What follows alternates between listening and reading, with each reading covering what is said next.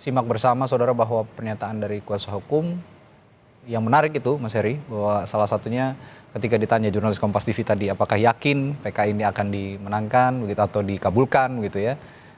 Balik bertanya apakah yakin juga bahwa ini peristiwa pembunuhan dan pemerkosaan. Ini berarti memang levelnya sudah sangat optimis bahwa PK ini bisa dikabulkan oleh Mahkamah Agung. Tapi di sisi lain juga kalau kita melihat, kita ini berbicara tanpa mencoba memihak begitu ya, memihak delik yang mana, tapi di satu sisi juga ada perspektif korban yang sedang dinaungi hukum, pengawasan hukum juga oleh kuasa hukum dari Bang Hotman Paris begitu ya. Ini mengatakan bahwa bersikukuh ini adalah peristiwa pembunuhan. Sebetulnya langkah hukum yang bisa dilakukan ataupun adakah langkah hukum yang bisa dilakukan ketika PK Saka Tatal ini kemudian dikabulkan dan pihak dari korban bersikukuh bahwa ini peristiwa pembunuhan begitu? Ya, biarkanlah mereka bertarung di ranah itu ya Mas Radi ya. Tapi kemungkinan yang digaungkan sudah di-spill di awal.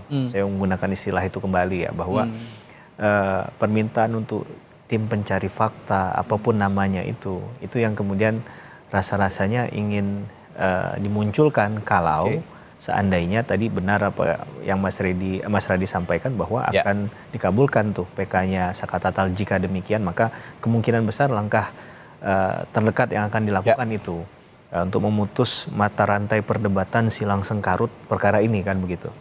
Tapi saya ingin memberikan catatan sedikit ya, mudah-mudahan ini bisa jadi guidance juga bahwa memang dia tidak langsung menyentuh perkara. Biasanya kita lebih sibuk untuk langsung melihat hasil akhir tanpa melihat prosesnya. Memang membuktikan ini butuh strategi, butuh proses yang memang tidak mudah.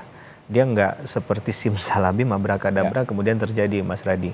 Maka mungkin menurut saya ada beberapa hal yang perlu diperhatikan hakim dalam hal ini adalah melihat dan menentukan ada tidaknya penyiksaan ataupun tindakan yang melampaui batas yang kemudian mengakibatkan para terpidana kemarin itu menyampaikan yang tidak sebenarnya karena di bawah tekanan misalnya. Bisa nggak itu dibuktikan sampai selesainya berakhir proses sidang PK nanti.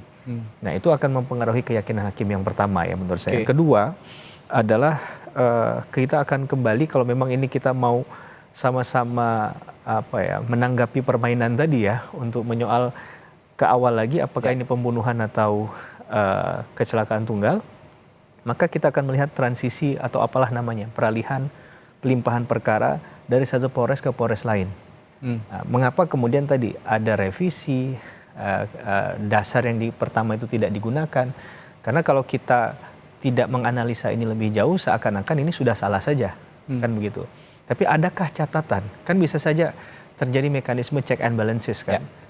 Tapi kan ini harus transparan, harus terbuka agar ketika tadi saya katakan berulang kali ketika diambil satu kesimpulan, satu keputusan itu sudah memang disampaikan lewat mekanisme prosedur legal yuridis ya, proses legal yuridis yang jelas, yang tegas begitu. Bukan lagi ada kesan ada sembunyi, senyap begitu ya. Dan ini terang benderang dilakukan karena memang ini mengkoreksi tadi. Jadi kita belum mengatakan bahwa yang benar A, benar B kalau ini tidak clean and clear nih, tidak jelas proses transisinya. Yang saya tahu bahkan dakwaan itu kan misalnya bisa dievaluasi misalnya dalam tingkat dakwaan saja itu masih bisa direvisi sebelum ada beberapa ketentuan waktu yang mungkin bisa dilakukan dalam hal itu. Tapi ketika itu sudah itu pun dalam hal yang sangat terbatas ya, bukan kemudian misalnya awalnya adalah dakwaannya pencurian, kemudian ternyata dakwaan yang dibuktikan nantinya adalah perkosaan. Nah ini kan hal yang lain begitu. Jadi menurut saya dasar pendekatan-pendekatan dari teori awal, teori dasar ini yang harus diperkuat.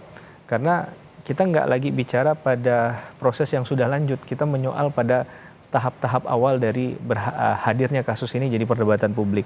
Dan yang terakhir menurut saya adalah ada tidak sebenarnya pernyataan tegas dari salah satu atau salah dua atau semua terpidana kemarin yang bersepakat menyatakan bahwa Saka Tatal itu memang tidak terlibat dalam perkara ini. Nah, kalau ada itu menurut saya itu juga bisa memunculkan salah satu keyakinan hakim bahwa khusus untuk Saka Tatal, kita nggak bilang jenis pidananya apa ya, tapi untuk Saka Tatal memang dia tidak melakukan tindak pidana itu. Gitu. Oke. Dan ini yang menarik begini, Mas Heri. Ketika saya pernah sempat berbincang dengan mantan Kapolda Jawa Barat, Irjen Polisi Purnawirawan Anton Carlian, yang pada saat itu menjabat sebagai Kapolda Jawa Barat, sesaat setelah kasus ini bergulir bahkan sudah hampir memasuki masa persidangan, atau kalau saya tidak salah bahkan sudah memasuki masa sidang. Gitu.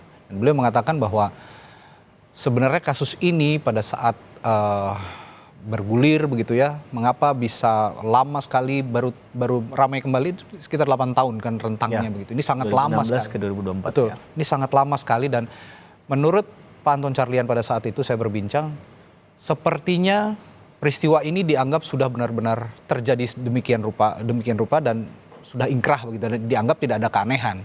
Nah, ini rentang waktu 8 tahun banyak sekali orang-orang yang menganggap ini janggal tapi tidak muncul ke publik, tidak bicara ke publik sehingga bertambahlah kesumiran kasus ini. Mengapa pada saat rentang 8 tahun itu menurut Anda dari kacamata hukum pidana tidak ada satupun orang yang berani mengungkap atau berbicara ke depan publik bahwa ini ada kejanggalan sebenarnya? Banyak faktor ya, bisa eksternal, bisa internal menurut saya. Mungkin ini akan berandai-andai gitu jadinya.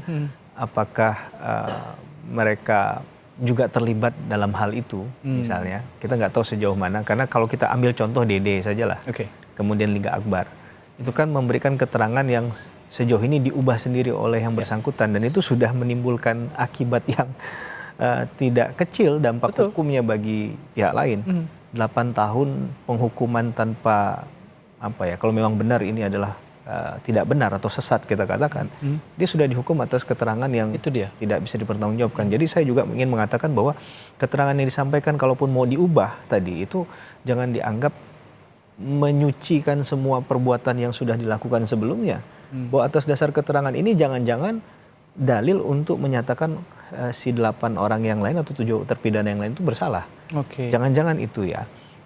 Kemudian kalau kita menganalisa dengan mengandai-andaikan gitu ya, ada mungkin kemalasan ataupun beranggapan bahwa tidak ada yang beranggapan bahwa perkara ini akan viral sejauh ini. Nah ini kan ramai lagi setelah viral oleh film. Nah ini yang jadi pertanyaan. Dan pendekatan film itu kalau kita lihat, coba juga dilakukan di kasusnya Kopi Cyanida kemarin, ada film dokumenter. Tapi kan pancingan itu rasa-rasanya tidak termakan ya, kemudian hanya sesaat, kemudian hilang begitu saja, tidak serius ini begitu. Ini mungkin percobaan kedua yang sama menurut saya. Filmnya tidak dokumenter, mungkin lebih bisa dinikmati banyak orang, karena orang kadang males ya Mas Radhi untuk nonton film dokumenter tuh bayangannya pasti terlalu old gitu cara berpikirnya, membosankan dan lain sebagainya.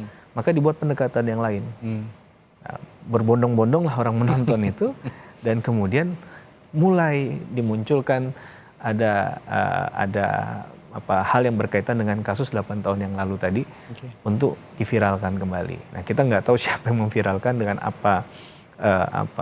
motivasinya. Kan? Nah, karena kita nggak akan bisa mengungkap itu sampai kapanpun saya rasa. Yang penting bagi kita adalah siapapun yang ingin mendapatkan keadilan itu memperoleh keadilannya.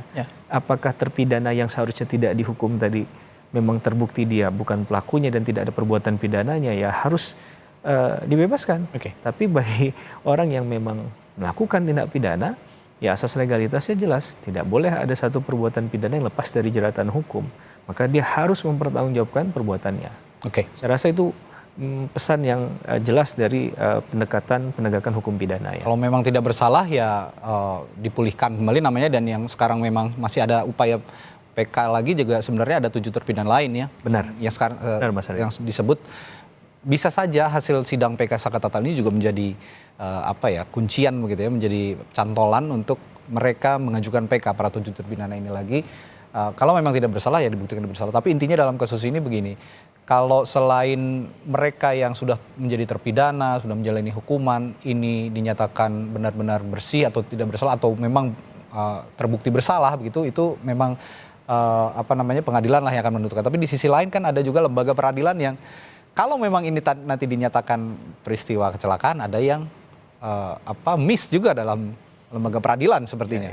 Dari pengadilan ada istilahnya ada salah sidik, salah tuntut, salah putus begitu jadinya. Bisa jadi. Ini kan berantai. Nah setelah ini apakah ekses itu juga bisa diproses secara hukum atau ada sanksi hukum terhadap pihak-pihak yang mengadili atau menyelidik, menyidik dan juga menuntut?